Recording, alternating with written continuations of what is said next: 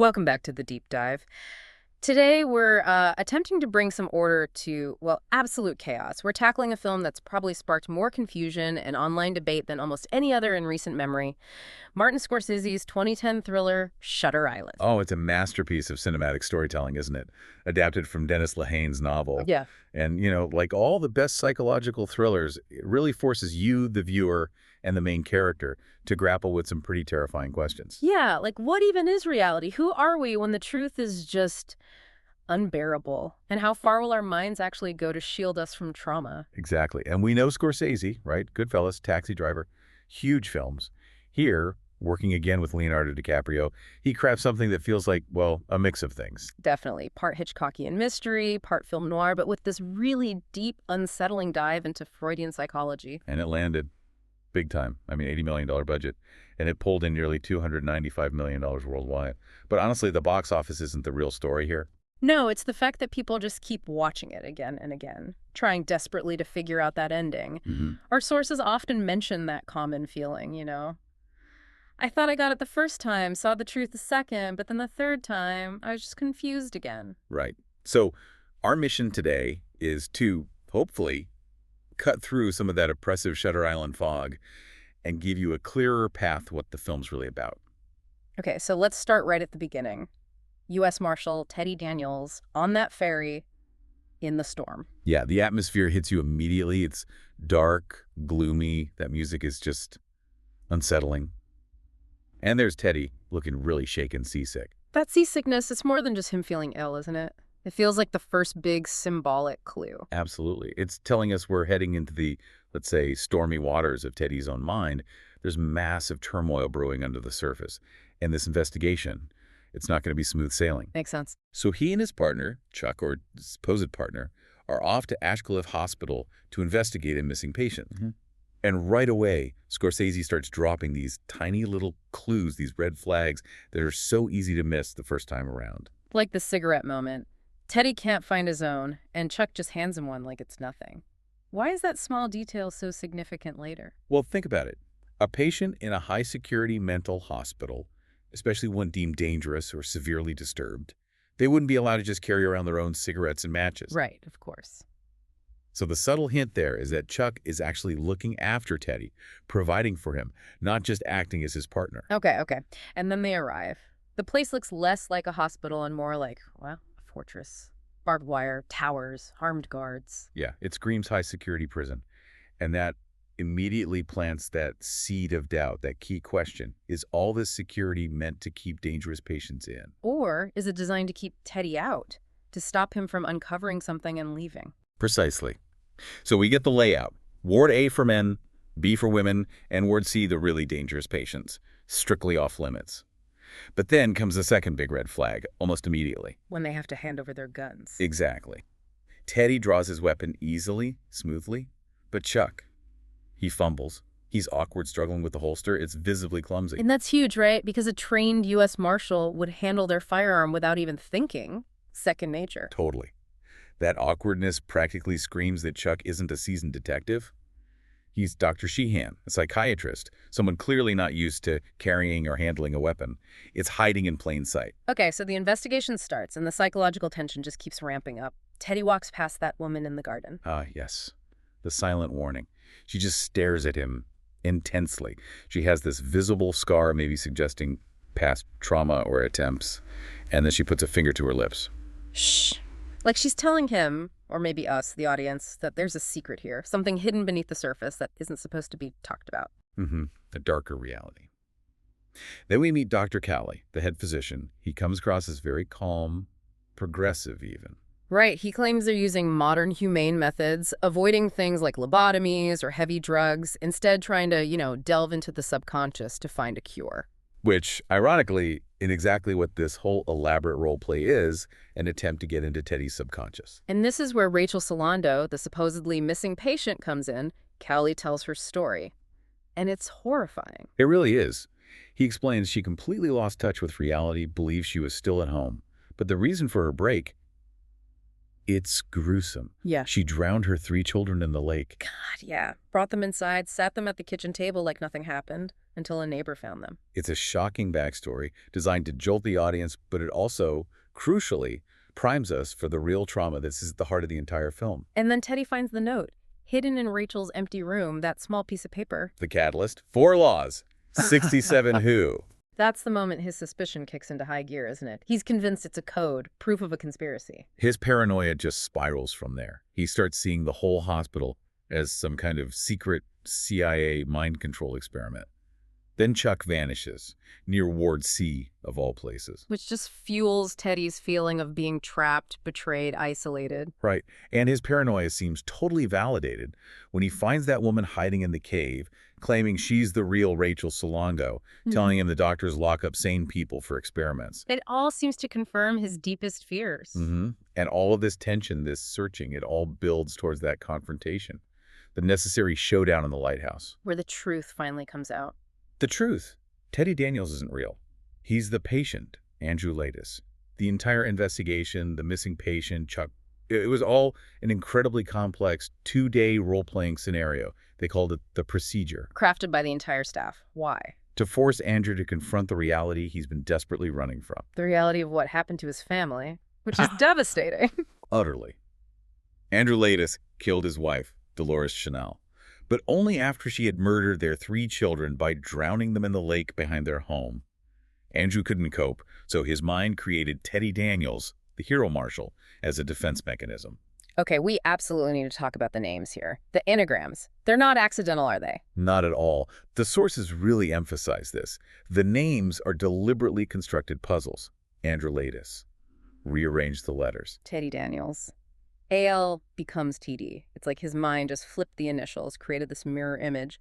But one who's a hero seeking justice, not the man responsible for his wife's death. Precisely. And it's the same for the women. Dolores Chanel, his wife. Is an anagram for Rachel Solongo the missing patient he's hunting? Exactly. So the entire fictional investigation he's on, it's actually him subconsciously trying to piece together the fractured reality he created. He's hunting a fictional version of his wife's name, blaming her for things connected to his trauma, and chasing this idealized, sane version of himself, Teddy. Wow, okay. That's intricate. That's the genius of it. It really is. But the film's staying power, why we're still talking about it, comes down to that final scene, the ambiguity.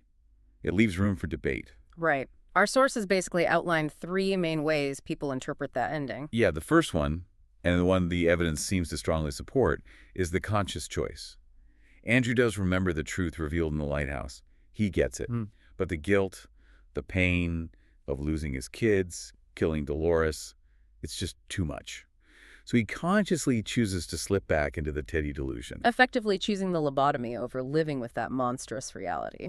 Then there's the second possibility, the conspiracy theory. This is the one a lot of viewers really grab onto. That Teddy was right all along. He was a sane marshal who stumbled onto a real government mind control plot, and the doctors successfully gaslit him, drove him insane to silence him. Yeah. And the third option is total relapse. Maybe the procedure just didn't work. Andrew genuinely snaps again, collapses back into being Teddy Daniels, proving the treatment failed, and, well, the lobotomy becomes the only option left. Okay, so let's dig into the analysis. Why do the sources argue so strongly for that first option, the conscious choice? We should probably tackle the conspiracy theory first, though. It's popular. Right, the elephant in the room.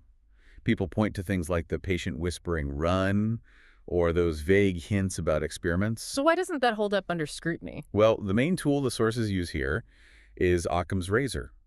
The simplest explanation is usually the best one. And honestly, the conspiracy theory, it's incredibly complicated. Yeah, the idea that every single person on that island, doctors, nurses, guards, everyone, is perfectly executing this flawless 2-day-long deception just to fool or silence one guy. It's just highly improbable, logistically nightmarish, and incredibly risky.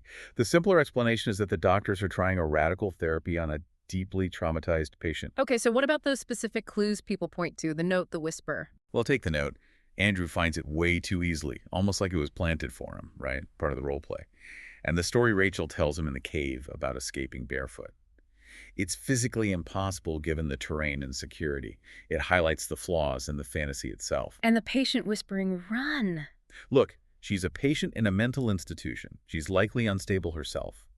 Maybe she's just feeding into Andrew's obvious paranoia, which happens. Or maybe she was instructed by the doctors to say that another test, another variable to see how Teddy reacts, it doesn't automatically prove a vast CIA plot. And the final nail in the coffin for the delusion being real is the gun scene, isn't it? Absolutely. When Andrew confronts Callie, he pulls out what he firmly believes is a real loaded gun. But it's just a toy. That moment powerfully demonstrates his mind's capacity to construct these detailed, utterly false realities. He can't tell the difference. So all that leads back to the final lines, the core evidence for the conscious choice theory. Yes. Andrew's final words to Dr. Sheehan, who he calls Chuck, again he asks that question. Which would be worse, to live as a monster or to die as a good man? That's not something Teddy Daniels, the delusional marshal, would say. That's profound. It shows self-awareness, a moral calculation. Exactly. If he'd truly relapsed, he'd just be ranting about Rachel Solando or the conspiracy. Yeah. But that question, it implies he knows who he is, Andrew Latis, the monster who killed his wife after the horrific trauma, and he's weighing his options. Live with the unbearable guilt and pain of reality, or choose oblivion. Let them perform the lobotomy, effectively allowing him to die as the good man, the hero persona, Teddy Daniels. And watch Dr. Sheehan's face in that moment. When Andrew calls him Chuck, Sheehan looks defeated, like, oh no, it failed. But then Andrew says the line. And Sheehan's expression changes. It's like understanding dawns on him. Yeah. He realizes Andrew isn't relapsing. He's choosing. The procedure worked. Andrew saw the truth, but he consciously rejected living with it. It fits so well with the whole psychological framework of the film, too, the Freudian ideas. Definitely. Andrew cannot cope with the trauma, his wife killing their kids, him killing her. His mind literally suppresses it. So let's break that down simply. The trauma, the horrible truth, that's like the basic drive to escape pain in the eye, maybe. And the guilt, the knowledge of what he did, that's the punishing part, the superego. Sort of, yeah. And his ego, the mediator, creates Teddy Daniels. This heroic detective persona is the perfect psychological shield. It balances that overwhelming need to escape the pain against the crushing weight of reality and guilt. Teddy lets him function, albeit in a fiction. The film's visuals support this too, right? The whole look and feel changes. Massively. While Andrew is lost in the Teddy delusion, the island is dark, stormy, menacing. But in that final scene, after the revelation, when he seems to accept it and makes his choice, the camera shows the hospital grounds as calm, green, peaceful. Birds are chirping. Suggesting that accepting reality, even a horrific one, brings a kind of internal peace, or at least clarity. Or the peace that comes with making a final decision, perhaps. We also have that recurring image, the Band-Aid on Teddy's forehead.